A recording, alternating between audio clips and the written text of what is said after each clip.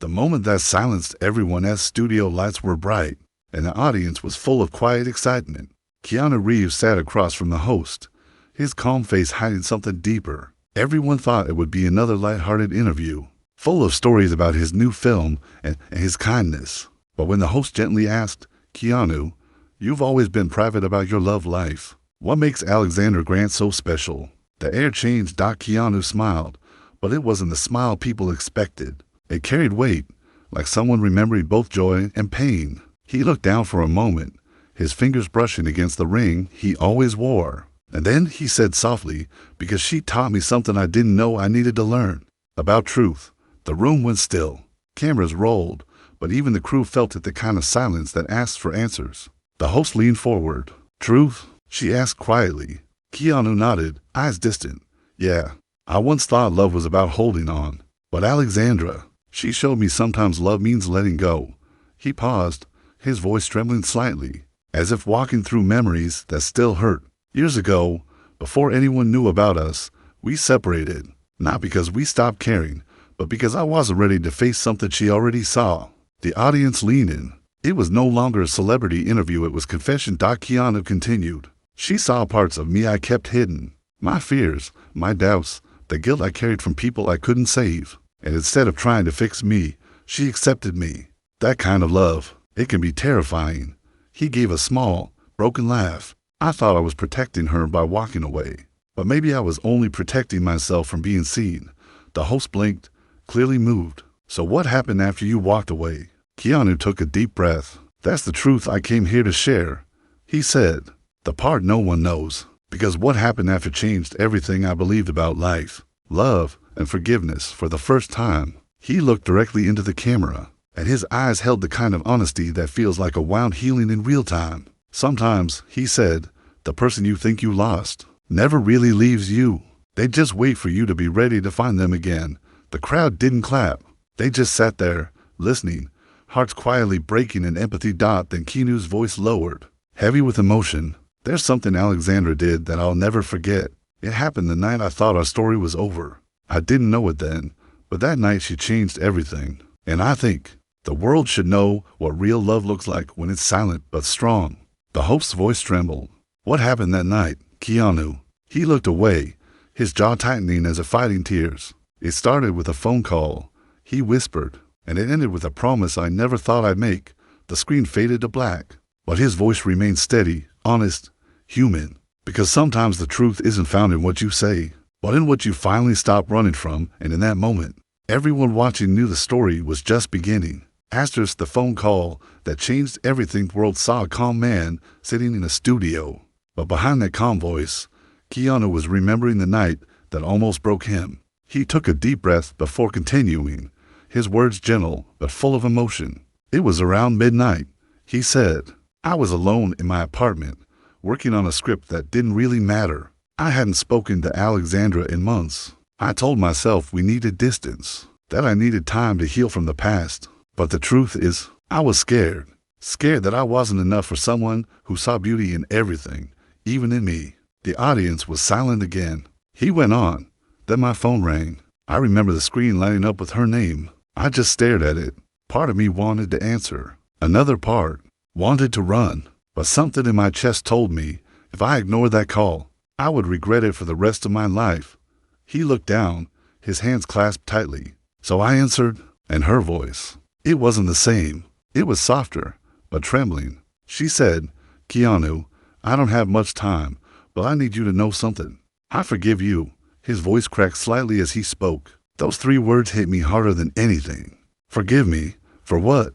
I thought I had been the one protecting her from pain, but I realized she had been protecting me from my own. The host whispered, "What did she mean?" Keanu sighed. "She told me she was leaving for a long art project overseas. Said it might take months, maybe longer. She wanted peace, and she didn't want to leave with anger between us." He paused, remembering. I tried to speak, to tell her how sorry I was, but my voice wouldn't come out. It felt like my heart had been frozen all those months, and her voice was the first warmth I had felt in a long time. Then he said something that made the entire room go quiet again. Before she hung up, she said, "Keanu, love isn't about how much time we spend together. It's about how much truth we share, even when we're apart. And then, the line went silent. His eyes glistened under the studio lights. I didn't know it then, but that night was the start of something that would teach me the deepest lesson of my life. Because that silence wasn't an ending. It was a beginning. He leaned back, taking a shaky breath. 2 weeks later, I got a letter. It was from Alexandra. She had written it before she left. Inside were the things: a small photograph and a note that said, "Don't let your pain become your home. Find light again. I believe you will." He smiled faintly, his eyes soft. The photo was of us from years ago, laughing under the rain after one of her art shows. She'd written on the back, "You didn't know it, but that night, I fell in love with your silence." The audience felt that line like a whisper in the dark. Keanu continued quietly. That letter stayed with me. I read it every night. I started to realize love isn't always about being together. Sometimes it's about becoming the person worthy of the love you once received. The host's eyes were misty. "So what did you do?" Keanu gave a gentle smile. "I decided to stop hiding. I began to do something I hadn't done in years. I began to heal."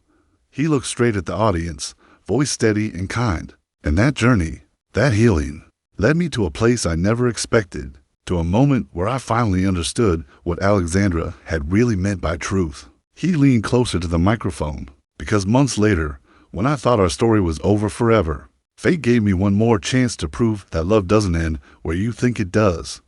The unexpected reunion. Keanu's eyes softened as the memories returned, and the host leaned closer, afraid to miss a single word. The audience sat in total silence. He took a deep breath before continuing. Months passed. He said slowly. Alexandra had gone quiet. No letters. No calls. I told myself she was fine, that she was doing what she loved. But the truth is, I missed her every single day. I missed the way she saw the world, how she'd stop to take pictures of sunlight on old walls, or how she'd talk about art like it could heal the soul. And then one evening, everything changed again. He paused, his fingers tapping the edge of the chair. I had just come out of a meeting. It was raining hard in Los Angeles, the kind of rain that blurs the world around you. I was walking to my car when I saw her standing across the street, under a single streetlight, holding a small black umbrella. I thought my mind was playing tricks on me. His voice trembled slightly. She looked the same, but different, stronger, calmer. Her hair was wet, and her eyes found me right away. She smiled the same quiet smile that once felt like home. I froze. For a moment, I couldn't even breathe. Then she crossed the street. Keanu looked down, smiling faintly at the memory. When she came close, she just said, "You look tired." And I laughed, because she was the only person who could say something so simple and still make it sound like love. The host asked softly, "What did you say?" He shook his head. "I didn't say much. I just said, I didn't think I'd see you again." And she said, "Maybe you needed to before you could really see yourself." The audience exhaled collectively. Keanu continued, "We went to a small coffee shop nearby. It was almost empty. She told me she had been traveling for her art show, that it had been a success. But she had come back for something more personal, to return a promise she once made." The host looked curious. "What promise?" Keanu smiled sadly. "Years ago, when we first started dating, I told her that if we ever lost our way, we'd meet again when the rain felt like the first day we met. It was raining then too, in New York." She said, "Keanu, I waited for the right rain." He stopped for a moment. Emotion caught in his throat. She reached into her bag and handed me a small canvas. It was one of her paintings, soft shades of blue and silver, like light through rain. At the bottom, she had written, "Forgiveness looks like dawn." His voice was low now, almost a whisper. I didn't know what to say. I just stared at her and realized she wasn't the same woman who had called me months ago. She had healed, and maybe, in some quiet way, she was helping me do the same. The host leaned forward. "So, did you two get back together then?" Keanu smiled gently. "No, not yet. That night wasn't about starting over. It was about closure, or maybe opening a door we didn't know was still there." She said, "We both needed to lose each other to understand love without fear." Then she stood up and said goodbye. He looked up, eyes shining with emotion. I watched her leave, walking into the rain. I didn't follow her. I wanted to, but something in me said this wasn't the end. He took a deep breath, his voice filled with quiet strength. A week later, I got a call from her gallery manager. She had left something for me before flying out again. Inside the envelope was another note. He paused, his voice steady. It said, "If you ever want to understand my silence, come to the place where art meets truth." And there was a ticket one that would take me halfway across the world. The audience gasped softly. The host whispered, "Did you go?" Keanu smiled with a hint of mystery. "I did, and what I found there changed my life forever." The journey to truth host's voice was soft, almost trembling as she leaned forward. "Where did the ticket take you, Keanu?" He looked down for a moment before answering. "To Japan," he said quietly, "a small town near Kyoto." The ticket was for an art exhibition Alexandra had been working on for months. I didn't know what I would find there. Part of me was scared she wouldn't want to see me, and another part hoped she'd be waiting. The audience listened closely as Keanu continued. "When I arrived, the air was different, calm, peaceful, like the world had slowed down. The gallery was an old wooden building surrounded by cherry trees. I walked inside and immediately saw her work huge canvases filled with color, light, and something deeper. Something alive. Each painting had words written on the edges, small messages, quiet truths." He paused, his eyes distant, and then I saw one that stopped me completely. It was a portrait not of me, but of a man sitting alone in a room, surrounded by darkness. His face was calm, but his eyes, they carried everything he never said underneath. She had written, "He hides kindness behind silence, but silence can break too." The room fell silent. Keanu's voice softened. I stood there for a long time. I realized it was me. It was everything she had seen when I couldn't see myself, and in that moment, I understood what she had meant by love being truth. Love isn't about someone fixing you. It's about someone seeing you, even when you're lost. The host wiped her eyes. "Did she know you were there?" Keanu smiled faintly, not at first, but when I turned around, she was standing at the doorway. She didn't say anything. She just walked closer. And for the first time in a long time, we didn't need words. She reached out, touched my hand, and said, "You came." His voice softened even more. I told her. I had to. "I think I finally understand." She smiled, and I'll never forget what she said next. She said, "Then maybe we could stop running from the things that hurt us." He took a breath, his voice shaking slightly. We spent hours walking through her paintings. Each one told a piece of her journey, grief, healing, forgiveness. She said creating them helped her find peace with what we were and what we couldn't be back then. The host asked, "And what about you? What did you find there?" Keanu looked thoughtful. "I found stillness. I found gratitude." I told her that I'd spent years believing love had to be perfect, that I had to be strong all the time. But she taught me that love is about showing up, even when you're broken. The audience was silent, hanging on his every word. He continued, "When the exhibition ended, she asked if I'd like to walk with her. We went outside, under the cherry trees. Petals were falling everywhere. It felt like a dream." She said, "I used to think we met too early. Now I think maybe we met exactly when we were supposed to." And I told her, "Maybe love is never about timing. Maybe it's about courage." He smiled faintly. She laughed and said, "You finally sound like the man I always believed you were." Then his smile faded a little. We said goodbye again that night. But this time, it didn't hurt. There was peace between us. She was leaving again, this time for Paris. She said her next project was about rebirth. I told her I hoped she'd find what she was looking for. She just said, "I already did." The host whispered, "So that was the last time you saw her?" Keanu's gaze fell. I thought it was. But a few months later, something happened that reminded me love doesn't end when people walk away. It only changes its shape. He looked straight into the camera, his eyes filled with quiet strength. Because what came next was the moment I truly understood what she had meant all along. The message from Paris. Keanu took a deep breath, his voice growing softer but heavier, as if each word carried both beauty and pain. It was about 3 months after that exhibition. He said, life had gone back to its usual rhythm: movies, interviews, long days on set, but something in me had changed. I felt lighter, calmer, every time I walked outside. I found myself noticing small things she used to point out: sunlight through leaves, laughter from strangers. Life felt alive again. He smiled faintly, but there was sadness behind it. Then one morning, I got a call from Alexandra's gallery in Paris. They said she had left something for me before her next exhibition. I didn't know what to expect. They emailed me a letter and a short video. The letter began with her handwriting simple: steady, beautiful. It said, "If you're reading this, it means you kept your promise to keep living with truth. I want you to see what love can create when it's free." He paused for a long time. I opened the video. It was her standing in front of a blank canvas. She was wearing her gray paint-stained shirt, her hair tied up, smiling softly. She looked peaceful, like someone who had made peace with the past. She said, "Keanu, this painting is called The Space Between Us. I realized something while painting it. Love doesn't need to hold on to be real. It just needs to stay kind." The audience was completely silent.